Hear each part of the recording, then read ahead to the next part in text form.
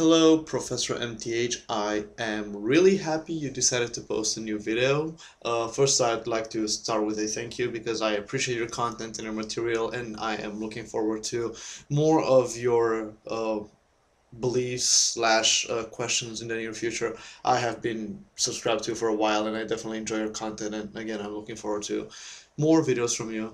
Uh, Recently, you've posted a video called Catholic Contraception and Conscience, and you're kind of trying to argue whether it's morally permissible or not for religious groups to disagree with a specific legal system.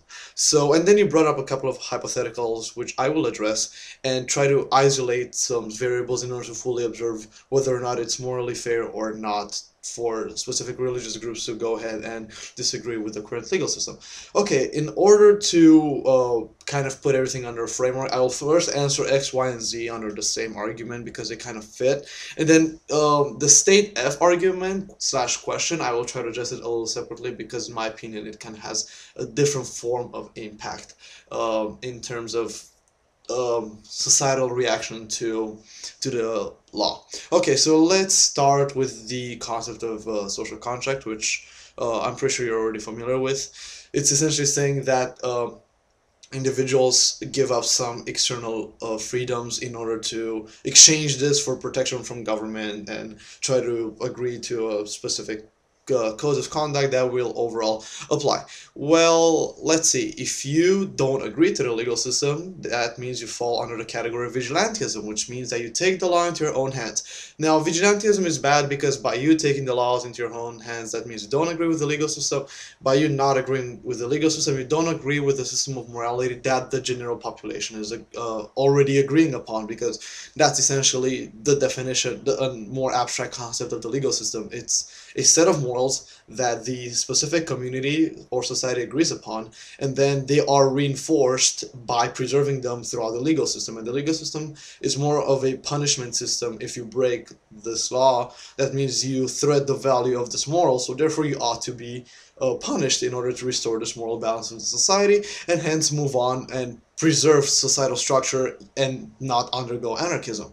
So therefore, by you advocating vigilantism, you're actually really just saying anarchism good. And anarchism really doesn't work at one point or another. Somebody will rise to power. So if you don't agree with like a democratic system of society and you advocate vigilantism and you say anarchy good, at one point you're just saying that monarchy is somewhat acceptable. So then again, you kind of go in a lot of different political theory tangents, which I really don't want to touch upon yet. So going back to social contract again, the first three hypotheticals, X, Y, and Z, kind of state the problem in terms of, okay, so here's this law that the federal government passes or something, right? And then the specific group of people disagrees with it. However, in this, under the social contract, you agreed to give away some of your external freedoms, such as freedom of religion, in order to get protection from government, preserve the societal structure, etc. So again, by you disagreeing with the law, that means you go against the majority, you cause anarchism, which again leads to chaos, violence, etc. So it is actually not morally permissible for specific religious groups to use their religion as an excuse in order to disagree with the law.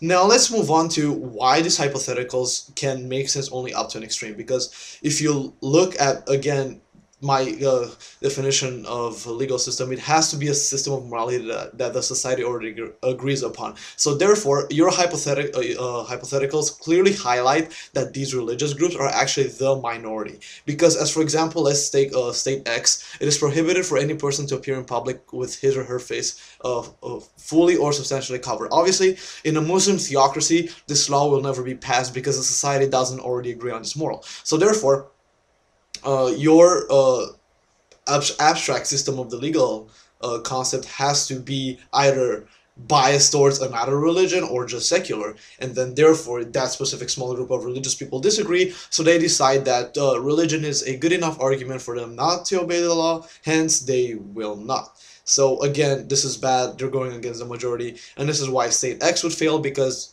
for example, if the majority already agrees upon it, and you don't, you threaten the social balance of things, so that's bad. Same thing with state Y and non-medical possession, and state Z with the 14-year-olds trying to sell some sort of pamphlets or like magazines, papers, or any kind of literature or merchandise, and then Jehovah's Witnesses sell. So that's kind of going against. Again, if you're in that society, that means you agree to the social contract. If you agree to the social contract, you ought to respect the legal system. So if you don't agree with the law, either just try to diplomatically solve or move to a community that agrees with your moral system. However, you are not in the moral authority for you to just go ahead and say, no, legal system bad, so we're just going to go ahead and do our own thing. That is, again, very terrible. Now, let's specifically address state F, because I personally believe it doesn't fall under the same concept of social contract as the other ones, because it clearly deals with animals, and once you deal with the animal concept, you're the non-human animal concept, you're kind of going to another moral spectrum, which ought to be evaluated from a different debate mechanism. As for example, we used to have a debate resolution which stated by verbatim, justice requires the recognition of animal rights. So again, by you pointing out that there's some sort of like non-human animal involvement in the religious slash legal spectrum, we have to analyze whether or not justice in itself requires a recognition of animal rights, and how that exactly plays out in that specific legislation. So I'm essentially saying that your example is way too vague because you don't provide enough societal context for us to answer it. I mean, you can still go by the same logic that I brought up in X, Y, and Z, which clearly says the fact that if you're going against the majority, that's bad because you cause anarchism and chaos. However, state F is more controversial, I believe, and it deals with, again, non-human animals, which kind of adds to the more different moral spectrum to the problem. And then again, I can't fully answer because you don't provide enough context. So I'm looking forward to you probably in the comment section or something just responding with more context to the specific hypothetical, or just drop it because it doesn't really correlate with X, Y, and Z. It's just like its own independent individual hypothetical, which again, it's really cool. I love the fact that you brought it up. However, I don't see a way in which you can fairly answer this question without having enough societal context. On the other side, X, Y, and Z, again, they're very easy to say, no, it is not morally permissible for religion to be excused from the majority. Alright, that is my response. I would be happy to elaborate on things that are not that clear. So I'm looking forward to responses down below, PMs or anything. So, peace.